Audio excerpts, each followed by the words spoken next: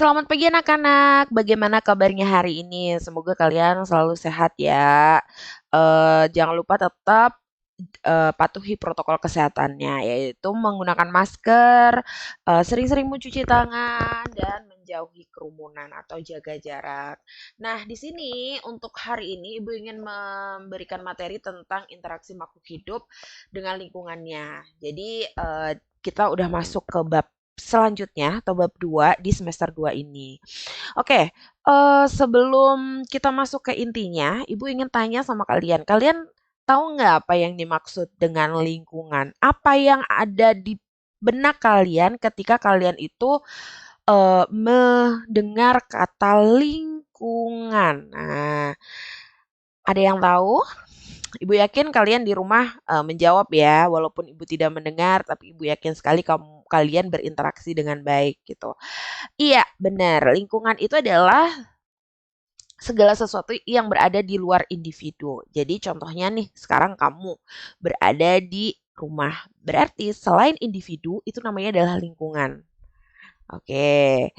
Nah, ada beberapa komponen penyusun dari lingkungan itu sendiri. Jadi dia dikatakan lingkungan kalau dia itu disusun dari beberapa organisme atau beberapa komponen. Komponennya sendiri itu dibagi menjadi dua, yaitu ada namanya komponen abiotik,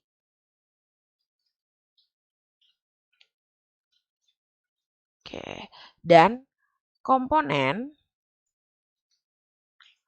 biotik. Oke, apa itu komponen biotik dan abiotik, Bu? Kita akan bahas satu persatu beserta contohnya. Yang pertama itu adalah komponen biotik. Kita akan bahas dulu komponen komponen biotik. Kalau ada kata-kata bio itu adalah hidup. Jadi, komponen abiotik itu adalah komponen penyusun lingkungan berupa makhluk hidup. Ya, contohnya ada manusia, hewan, tumbuhan, mikroorganisme, dan yang lainnya. Jadi intinya adalah dia makhluk hidup. Kalau dia makhluk hidup dikatakan komponen biotik. Oke. Nah, komponen biotik ini dibedakan menjadi 3 macam berdasarkan peranannya dalam ekosistem, dalam lingkungan. Apa aja? Yang pertama itu adalah produsen. Nah, ada kata-kata produsen, mirip dengan kata-kata produksi. Produksi itu apa? Produksi itu adalah dia dapat menghasilkan sesuatu. Begitu juga dengan produsen. Peran dari produsen itu adalah menghasilkan, atau dia itu adalah organisme yang dapat menghasilkan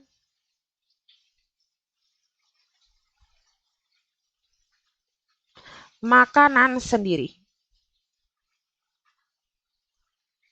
Contohnya apa? Oke, contohnya adalah tumbuhan hijau. Oke, tumbuhan hijau. Nah, tumbuhan hijau ini dapat makanan dari mana? Yaitu dari proses namanya proses fotosintesis. Nah, kalian udah belajar fotosintesis di waktu kelas sekolah dasar, ya kan? Nah, Ibu yakin kalian masih ingat semua. Oke, selanjutnya kita masuk ke jenis atau ke peranan yang kedua, yaitu adalah konsumen. Apa itu konsumen? Jadi konsumen ini adalah berperan sebagai organisme yang tidak dapat menghasilkan makanan sendiri. Oke, contohnya apa? Contohnya adalah manusia, hewan. Kita kan tidak dapat menghasilkan makanan dari diri kita sendiri, gitu kan? Terus dapat dari mana Bu makanannya? Jadi ya dia makanannya adalah makan dari hasil dari produsen. Oke, kita tulis ya. Example adalah apa? Hewan dan manusia. Sedangkan dekomposer itu adalah organisme yang dapat menguraikan zat organik.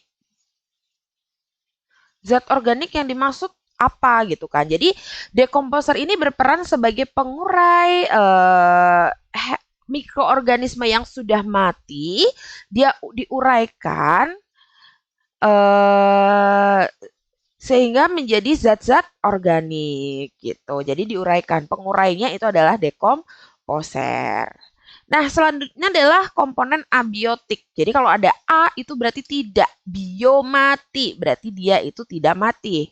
Atau komponen penyusun lingkungan yang berupa benda mati dan menyediakan kebutuhan komponen biotik gitu. Atau di sini adalah contohnya apa? Contohnya adalah air, cahaya, udara gitu kan. Air itu kan kita manusia biotik itu tidak bisa hidup tanpa air. Jadi kita itu dibantu oleh air. Jadi disediakan kebutuhan kita oleh komponen abiotik.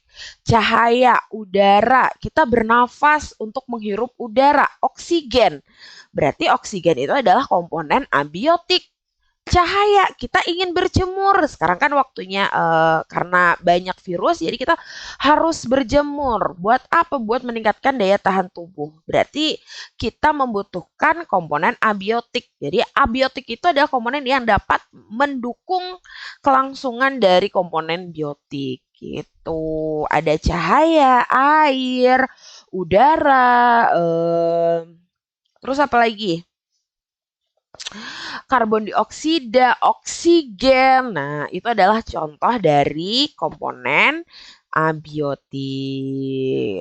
Oke, selanjutnya kita masuk ke satuan ekosistem. Jadi, dalam ekosistem itu terdapat satuan-satuan tersendiri. Apa itu? Yang pertama adalah individu. Jadi individu itu adalah organisme tunggal. Di sini yang contohnya adalah rusa. Berarti rusanya cuma ada satu, tunggal. Itu namanya individu. Contoh lagi adalah kamu di rumah sendirian. Satu orang itu namanya adalah individu. Oke, kita masuk ke lingkungan yang lebih luas lagi, yaitu adalah populasi. Ketika manusia itu ada lebih dari satu, menetap pada suatu tempat, itu namanya adalah ekosistem. Oke. Contohnya adalah ekosistem apa di sini? Ekosistem rusa. Populasi rusa.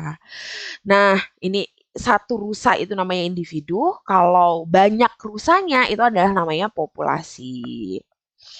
Selanjutnya adalah komunitas. Apa itu komunitas? Komunitas itu adalah kumpulan dari beberapa populasi. Contohnya, di sini adalah hutan ya, kita bisa lihat. Ada populasi dari rusa, ada burung hantu, ada kelinci gitu kan. Ini apa ini? Ada hewan-hewan yang lainnya gitu. Terus kita ke ruang lingkup yang lebih besar, yaitu namanya adalah ekosistem. Jadi ekosistem itu adalah interaksi makhluk hidup dengan lingkungannya. Contohnya adalah ekosistem hutan di sini, di mana makhluk hidup ini ya berada pada lingkungan hutan gitu. Ada lagi contohnya adalah ekosistem di laut. Berarti di laut ada apa aja? Ada ikan hiu, ada ikan paus, ada ikan lele gitu kan. Tapi kayaknya ikan lele nggak mungkin hidup di air laut ya. Ada ya ikan-ikan yang lainnya lah gitu. Jadi itu adalah ada terumbu karang, ada hewan tumbuhan di laut gitu. Itu adalah namanya ekosistem laut. Jadi dia terdiri dari beberapa komunitas. Oke, atau dia ini dengan lingkungannya. Selanjutnya adalah bioma atau berarti bioma itu apa? Ya, bioma itu adalah satu yang lebih besar lagi dari ekosistem. Contohnya adalah bioma laut, bioma stepa, hutan basah, gurun, terus tundra dan yang lainnya. Jadi semakin besar ya. Oke. Itu adalah satuan-satuan ekosistem atau kalian bisa nanti baca yang udah punya LKS itu kalian baca dari halaman 13 sampai halaman 19 gitu. Next selanjutnya adalah interaksi makhluk hidup dengan makhluk hidup yang lainnya. Jadi makhluk hidup itu secara tidak sengaja, secara tidak kalian sadari kamu itu juga melakukan interaksi dengan makhluk hidup yang lainnya. Contohnya adalah ketika kamu bermain kucing. Berarti kucing kan makhluk hidup. Kamu makhluk hidup. Kamu berinteraksi dengan makhluk hidup gitu. Nah, di sini yang akan Ibu bahas itu adalah yang pertama adalah rantai makanan. Nah, kalian udah belajar dong namanya rantai makanan. Apa itu rantai makanan? Rantai makanan itu adalah peristiwa makan dan dimakan. Jadi interaksinya di sini adalah peristiwa makan dan dimakan. Yang dinamakan adalah rantai makanan. Jadi rantai makanan itu adalah peristiwa makan dan dimakan. Oke, di sini Ibu udah lihat, udah kasih contoh. Ada sebuah rantai makanan, di mana ini ada rumput, belalang, kucing, tikus, ular, burung hantu, terus apa ini diuraikan oleh jamur. Oke, berarti ini adalah rumput. Rumput itu adalah organisme yang dapat menghasilkan makanan sendiri. Artinya rumput ini berperan sebagai produsen gitu. Nah, sedangkan rumput itu dimakan sama belalang. Oke. Berarti belalang ini dapat menghasilkan makanan sendiri apa enggak? Enggak. Nah, namanya adalah di sini karena tidak dapat menghasilkan makanan sendiri itu namanya konsumen. Konsumen keberapa? Konsumen pertama karena dia yang memakan langsung produsen. Terus ini apa? Tikus. Tikus sendiri itu sebagai konsumen kedua. Ya, ini ular. Ular sebagai apa? Konsumen ketiga. Nah, ini adalah namanya burung. Burung sebagai apa? Konsumen keempat. Sedangkan ketika burung mati, dia akan diuraikan sama jamur atau mikroorganisme yang lainnya. Nah, ini jamur atau mikroorganisme yang lainnya itu namanya adalah dekomposer. Nah, paham ya? Oke, maaf. Oke, nah itu adalah rantai makanan. Jadi rantai makanan itu adalah peristiwa makan dan dimakan. Oke, selanjutnya kita masuk ke jaring-jaring makanan. Apa itu? Jadi ketika satu rantai makanan berkumpul dengan rantai makanan yang lainnya, bertemu dengan rantai makanan yang lainnya, dalam ekosistem itu kan nggak cuma terjadi satu rantai makanan. Misalkan ekosistem hutan, ya berarti nanti akan ada rumput dimakan belalang, dimakan burung, dimakan tikus, dimakan kelinci. Jadi ini ada beberapa jenis rantai makanan. Nah, yang perlu kalian ketahui adalah jaring-jaring makanan itu adalah kumpulan beberapa rantai makanan. Oke, contohnya ini adalah rumput. Rumput bisa dimakan sama belalang, bisa dimakan oleh burung pemakan biji, bisa dimakan oleh tikus, bisa dimakan oleh kelinci. Jadi di situ ada beberapa rantai makanan, ada banyak gitu. Nah, gabungan dari satu rantai makanan dengan rantai makanan yang lainnya itu dinamakan adalah jaring-jaring makanan. Oke. Kita akan bahas interaksi makhluk hidup dengan makhluk hidup yang lainnya, yaitu adalah namanya simbiosis. Nah, apa itu simbiosis? Jadi simbiosis adalah, ada kurang A ya. Simbiosis adalah interaksi makhluk hidup yang saling mempengaruhi satu sama lain. Jadi Ada beberapa simbiosis yang kalian ketahui? Oke, betul sekali. Yang pertama adalah simbiosis mutualisme. Yang kedua adalah simbiosis komensalisme. Dan yang ketiga adalah simbiosis parasitisme. Oke, kita akan bahas satu persatu. Jadi, simbiosis mutualisme itu apa? Simbiosis yang saling menguntungkan. Misalkan lebah dengan bunga, gitu kan. Lebah membutuhkan bunga untuk mengambil madu. Bunga membutuhkan lebah untuk apa? Untuk terjadi penyerbukan. Nah, ada juga kupu-kupu dengan bunga, bulung jalak dengan kerbau, gitu. Jadi ada berbagai macam-macam.